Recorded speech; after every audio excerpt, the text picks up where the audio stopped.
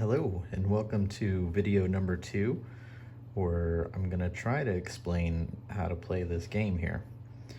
So each character gets your character card, and it tells you how many cards you get to have. So the scoundrel gets 9.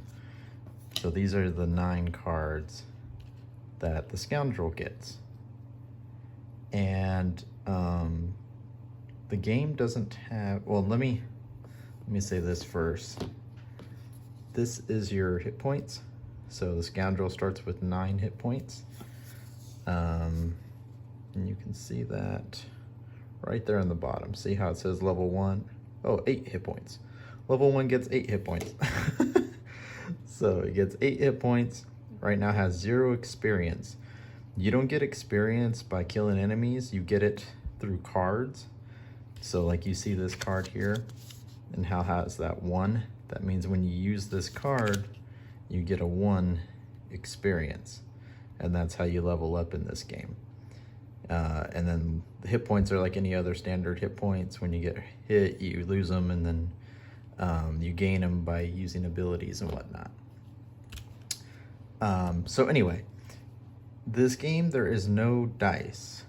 So every turn, what you're gonna do is you're gonna select 2 cards, and say we choose these 2 cards here, right? You're gonna choose 2 cards, and you're gonna choose a top action and a bottom action. So you're gonna choose, you have to choose which one you wanna use first. So say this is the first one they wanna use, right? The special mixture. So this number determines who goes first. So this player is going to use their first card. The next player is going to use their first card. And then the monsters are going to use their own card, and see how they have their own number as well. And that determines who goes, actually who goes first, but the order of play. So it goes by whoever has the lowest number goes first, and then the next one, so on, so on. And then you go from there. So say this character is first, right? They had the lowest number, obviously 64. They're not gonna go first, but let's just say that was the lowest number and they're gonna go first. So what they can do is you can either decide to use your 2 cards, so your first move and your second move, or you can take what's called a long rest. So what happens in a long rest is you're basically skipping your turn, and at the end of every turn, when you use your 2 cards, they go in a discarded pile. And so a long rest, what happens is once everyone's gone, you'll gain 2 hit points back, and then you'll be able to take your discarded pile, say this is your discarded pile, decide which card you want to permanently get rid of. You say, I permanently want to get rid of that one. So that one's gone, and you get these 2 cards back.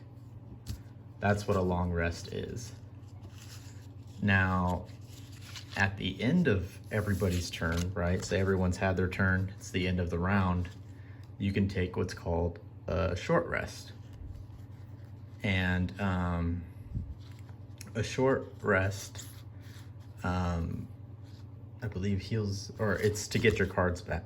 So a short rest, what you would do, it's kind of like the long rest. You get your discarded pile, except you don't get to choose which card you lose forever. So you randomly select one, you mix it up, you randomly select one, and this one is now gone forever. Now say you did that and you're like, well, I really wanted that card. Well, if you want to, you can take 1 damage. So you take 1 damage, you pick that card back, and you choose another random one. Now that one's gone forever. You can't do that again. You can only do that once. So that's how you kind of move in the game. One other thing I will say is, like I said, you have 2 cards, right? You do this move, you do this move. What you can also do is you can just sub and just say, instead of doing whatever's on here, I want to attack for 2. or whatever's on here, I just want to move 2 spots and forget whatever's on here. So you can do that as well instead of using whatever's on the cards. Say you do decide to attack. Once you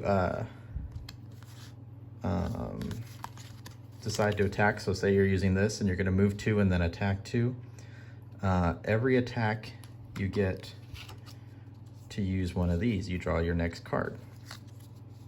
So that means your attack, you're going to attack 2, you get nothing else added. But some of these are like, I don't even know what that one is yet. But some of these are like +1. There's that same weird one. +1, +2. And there's even like -1, -2 to your attack. So every attack you draw one of these that goes with it. So that's kind of how movement and attack works in this game. Hopefully that explains some stuff. I'm going to do another video explaining more, but that's kind of the gist of how you're going to move and attack in this game. So hopefully that helped, and until the next video.